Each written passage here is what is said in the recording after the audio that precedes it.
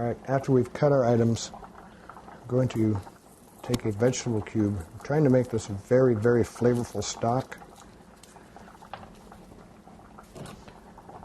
So I'm actually going to cut pieces of this cube into more of a fine powder so that it comes up just that much faster. Once that's in, go and add the carrots